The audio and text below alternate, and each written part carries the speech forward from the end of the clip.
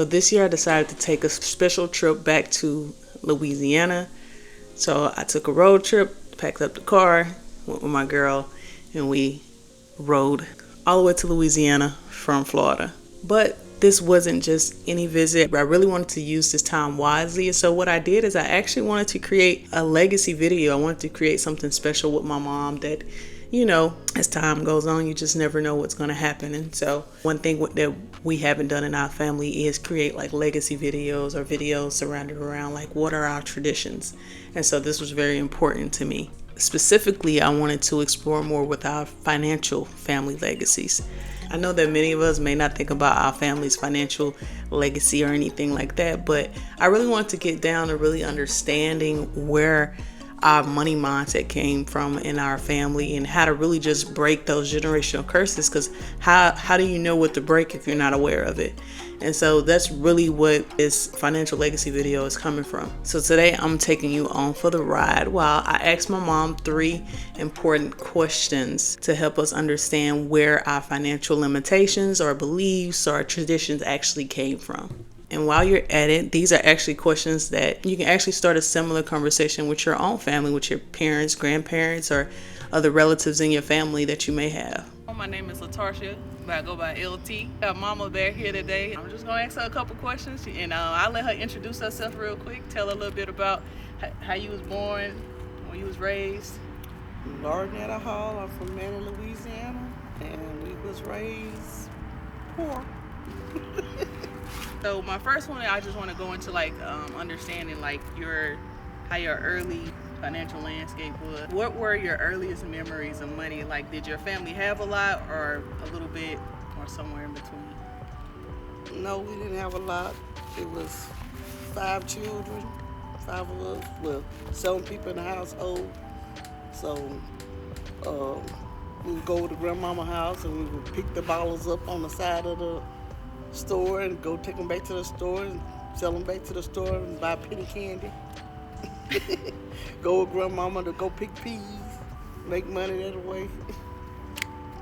Go with mama out to the clean the cabins up. Yeah, I guess you ain't like that. Because it was cabin 6 and 7, always on top of the hill. I always had to pick clean up cabin 6 and 7. So that was right on top of the hill. That was not no fun cabins to clean. But, we had fun. Because we always had a game to play. Because, when you're poor, you make up games, you create games. So you have fun, create. Yeah.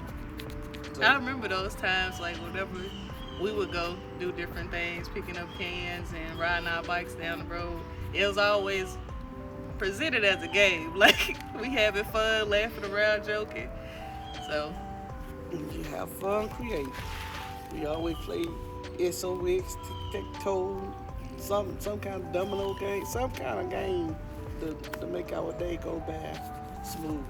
So you would say that's where that originated from, or whenever we used to go do those things. Well, grandmama now, I would say we grew up poor, but grandmama and them had money because they had a nice house.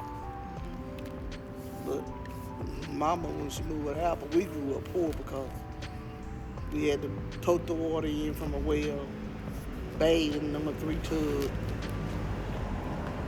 So, make money, best way we can. Tote wood in, put it in the fireplace.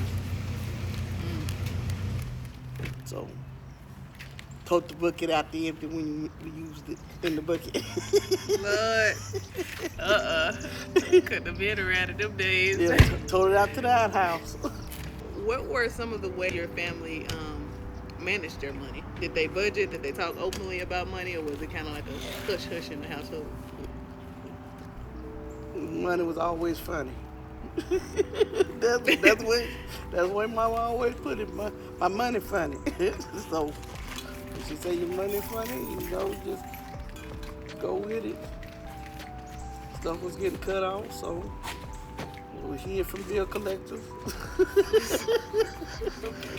And that's all I can remember. Hid from bill collectors, and when stuff got cut off, we looked sad with each other and played little games still.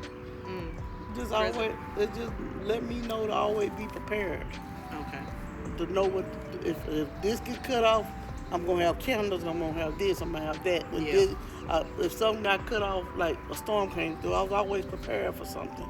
So now when something like this happen, it don't trigger me because I was already prepared for that in my younger days. Yeah. So I'm prepared for it in my older days for it now. Have any traditions or stories about money that have been like passed down? I always say save for a rainy day, but we never had time to save. It's always they be working one minute and out of job the next. So we just went on with whatever, because when she get out of a job, she been on unemployment. And then back working again. Back working 2 or 3 jobs. Or have us out selling pies and popcorn balls and frozen cups and all kind of stuff. Selling everything. Yeah. So she always had us doing something, going to the Miller Creek. Paulo selling. Was there a certain work ethic or attitude towards work that was instilled in the family? She took us to work.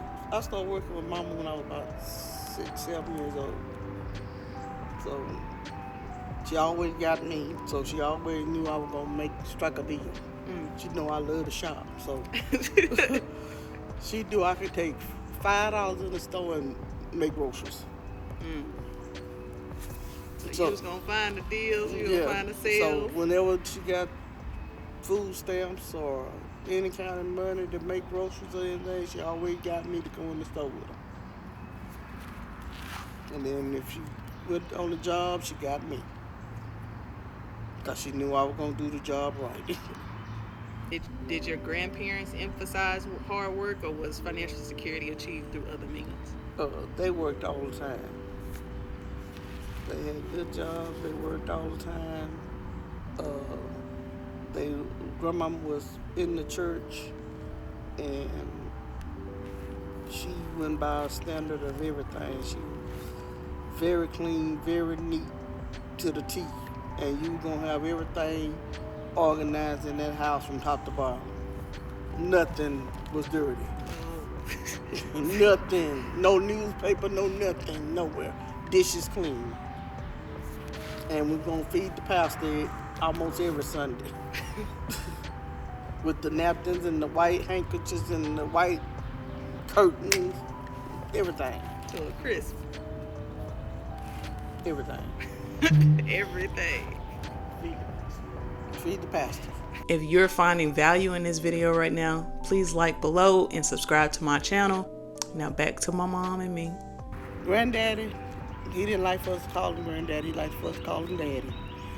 He would take us to the junkyard or the minefield where they had a junkyard, and he would look through the scrap or whatever.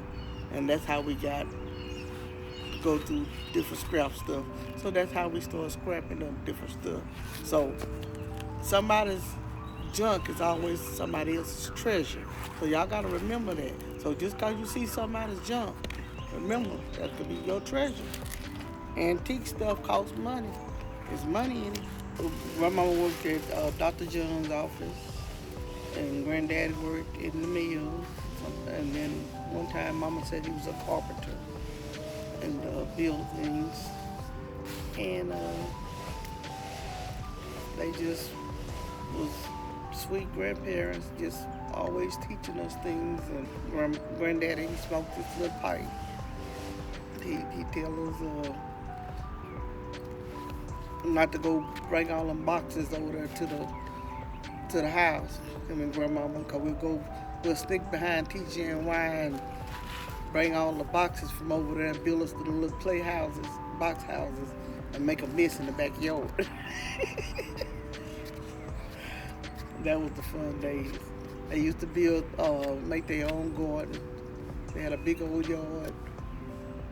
hang clothes on the line, the smell of the fresh clothes been hung on the clothesline and everything. So, uh, like I said, Mama Tessa stayed with her. So they had like four bedroom house, one bathroom, big old house. My grandparents had 6 kids, 5 girls, 1 boy. My mom was the oldest. Now we're gonna transition to like connecting the past and the present. So really thinking about future and what our financial legacy will look like in the Hall family and going forward. Looking back, what do you think were some of the most valuable financial lessons you learned growing up? This could be anything from budgeting to the importance of saving for retirement or anything like that. Work, get your own. Don't stay in a rent home all your life. Look for something that's going to be your home. Have a plan. Don't you can get in a rent home, but don't let that be your life. Or that's what you gonna be forever. The same thing with a vehicle. Make sure you have your own vehicle, because you have to be able to get back and forth to work or have a means to go wherever you need to go. So I always tell my kids, make sure you do what you need to do before you get out there and have all them babies. Have your fun first before you have the children. That way you can relax once you do start having them kids. With your education, then fall back on getting things that you want to get. Knowing what you know now, is there anything you would have done differently with your finances when you were younger? No. You can say you can go back, you'll change something. But see, when you go back and you change something, you'll change everything about your life, your kids and everything. So, no. I like that. I like that answer. And this is the very last question I'm going to give to you today. Is there any financial advice you'd like to pass on to me, to your grandkids now? Now you're a great-great-grandparent, so is there anything that you would like to tell them for future reference? Put God first. Put God first. All the other things will fall in place.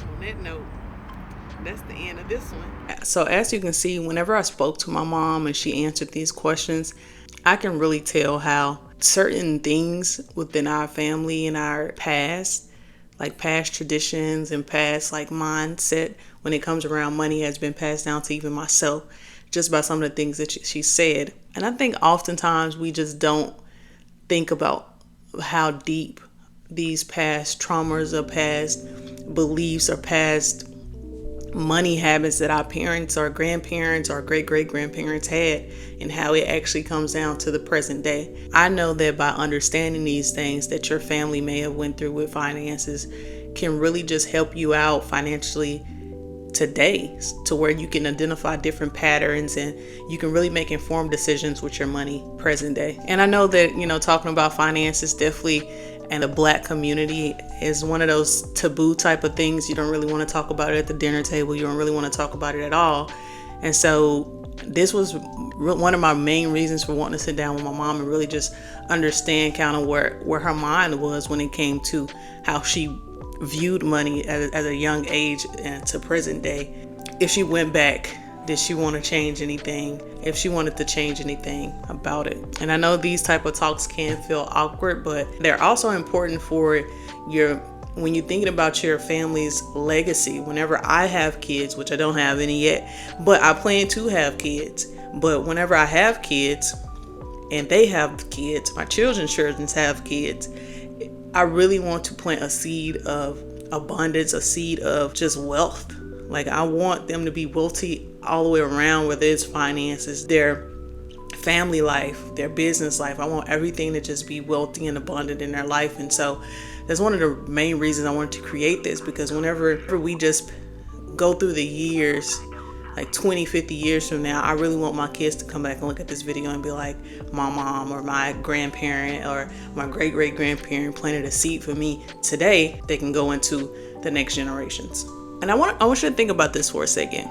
If you couldn't pass on any financial wealth to your kids, but you can only pass on a certain set of principles to your kids, what would those principles be?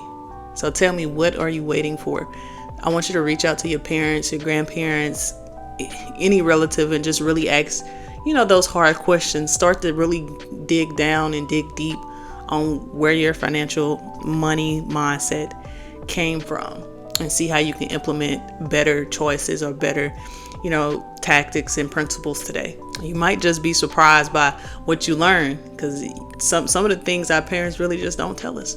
If you found any value in this video, leave a comment below with one question you would ask your parents about your family legacy. And don't forget to subscribe for more videos on how you can build a legacy for your family. Thanks for watching. Peace. Peace.